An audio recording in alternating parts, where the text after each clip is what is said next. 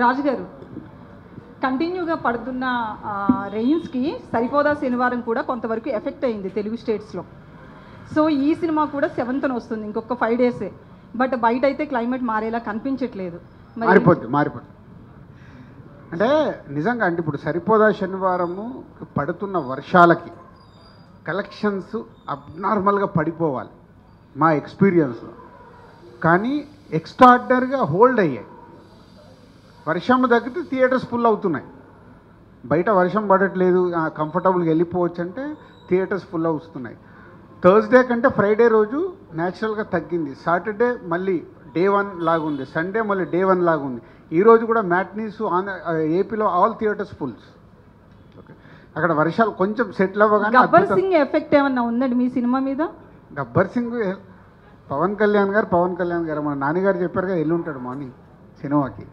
Okay sir, అందరూ OTT effect చాలా థియరిటికల్గా effect పడింది అంటున్నారు. బట్ ఓవర్సీస్లో తెలుగు సినిమా మార్కెట్ కూడా పెరిగింది, మన సినిమాలను ఎక్కువ మంది చూస్తున్నారు అనేది ఒక ప్రచారం జరుగుతుంది. ఇప్పుడు రాబోయే బిగ్ సినిమాలకి ఓవర్సీస్ మార్కెట్ అనేది చాలా క్రూషియల్గా ఉండబోతుంది అంటున్నారు. ఎగ్జాక్ట్గా ఎట్లా ఉంది సార్ సినారియో? అద్భుతం అండి, అదే నేను చెప్పేది. ఇది ఎవ్రీథింగ్ ఈజ్ అ సైకిల్. ఓటీటీలో సినిమాలు వస్తున్నాయి అనడం వల్ల ఆడియన్స్ థియేటర్కి రావడం, న్యాచురల్గా పర్సంటేజ్ ఆఫ్ ఆడియన్స్ తగ్గింది. మరి తగ్గితే ఇది ప్రపంచవ్యాప్తంగా తగ్గాలి కదా. ఓవర్సీస్లో ఎందుకు చూస్తున్నారు అంటే ఓవర్సీస్లో ఆ వీకెండ్స్ ఏదైతే ఉందో ఎంటర్టైన్మెంట్ కావాలి. ఇవాళ సరిపోదా శనివారం ఆల్మోస్ట్ ఈ రోజుకి 2 million కంప్లీట్ అవుతుంది ఓవర్సీస్లో. సండే అంటే వాళ్ళని ఇప్పుడు నైట్ కదా వాళ్ళకి సండే, ఈ రోజుకి 2 million కంప్లీట్ అవుతుంది. అంటే ఎక్స్ట్రాడినరీ రెవెన్యూ. నాన్నగారికి 2.1 అని అన్నారు దసరా, అది రేపు ఎల్లుండో క్రాస్ అయిపోతుంది. సో ఆ రేంజ్లో రెవెన్యూస్ ఉన్నాయి. ఇక్కడ కూడా నేను ఇందాక చెప్పింది అదే, చిన్న సినిమాలైనా హాయ్ కానీ కమిటీ కుర్రాలు కానీ ఆడి రెవెన్యూ జనరేట్ చేస్తున్నాయి. కానీ డిఫరెన్స్ ఎక్కడ? వావ్, ఇప్పుడు కొత్త బంగారు లోకం మేము చేస్తే ఆ రోజు వావ్ నంబర్స్, మాకు ఆ భయం లేదు, 100 రోజులు ఆడాయి. అది మార్పు వచ్చింది. సో అంటే ఎక్స్ట్రాడినరీ, చిన్న సినిమా ఎక్స్ట్రాడినరీగా వచ్చినప్పుడు ఆ వావ్ రెవెన్యూ చూస్తాం. లేకుంటే బాగుంది గుడ్ 10 కోట్ల గ్రాస్ చేసింది. ఇప్పుడు ప్రేమలు more than 10 crores గ్రాస్ చేసింది. మన హాయ్ నాన్న 8 to 9 crores. ఇవే అంటే 20 కోట్ల గ్రాసు 30 కోట్ల గ్రాసు మిస్ అయిపోయాం. ఆ ఎఫెక్ట్ ఉంది. అలాగని అస్సలకి ఆడకుండా పోతాయి అనేది లేదు, ఆడుతాయి. ధైర్యంగానే సినిమాలు చేయొచ్చు.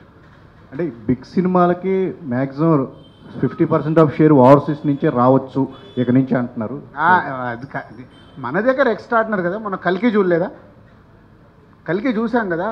Nizam AP Telangana extraordinary revenue create చేసింది, టాప్ 2 గ్రాసర్.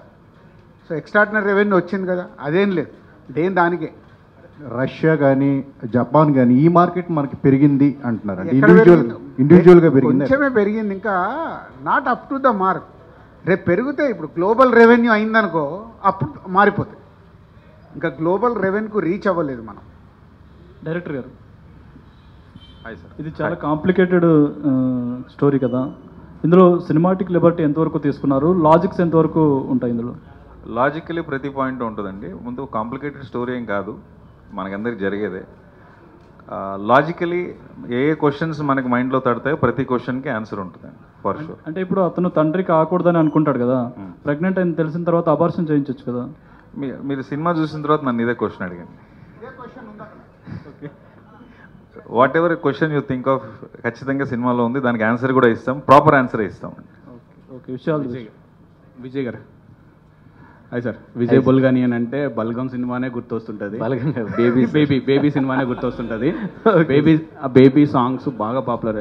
ఇప్పుడు ఈ సినిమాకి వచ్చేటప్పుడు ఒక సాంగ్ రిలీజ్ అయింది కదా, కంటెంట్ కొంచెం డిలే అయిందని నేను అనిపిస్తుందా, లేకపోతే ఎన్ని సాంగ్స్ ఉన్నాయి మొత్తం? దీంట్లో 4 songs ఉన్నాయి సార్. దీంట్లో కథతో ట్రావెల్ అయ్యే సాంగ్స్ ఉన్నాయి సార్ అన్నీ. అవి సినిమాతో చూస్తే ఇంకా బాగుంటాయి. అండ్ సినిమా రిలీజ్ అయిన తర్వాత కూడా ఇంకా పెద్ద హిట్ అవుతాయి సాంగ్స్.